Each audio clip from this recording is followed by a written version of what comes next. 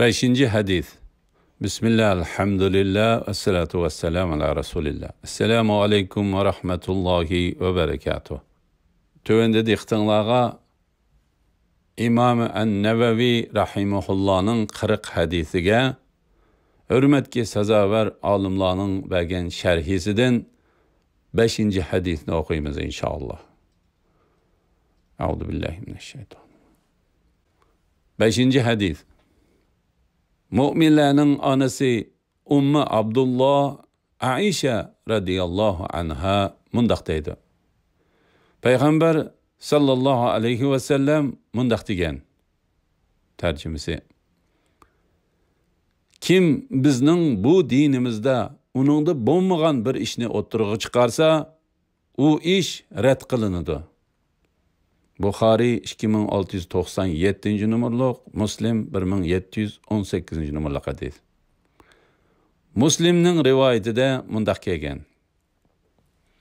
Kimki dinimizde bo'lmagan amalni qilsa, u amal rad qilinadi.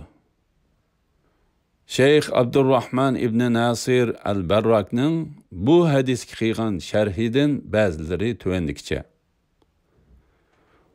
Bu hadis dinning asoslaridan bir asosdir.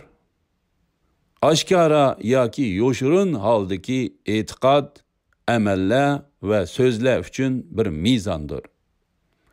Bu hadisdan ilindigan foydalarning ba'zilari tuvandikidek.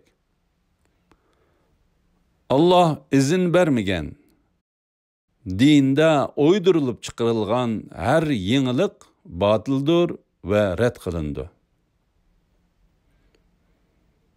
Meyli itikadi bid'at bolsun, meyli amel cihetki bid'at bolsun, bid'atning her kandıkının batıl ikenligi.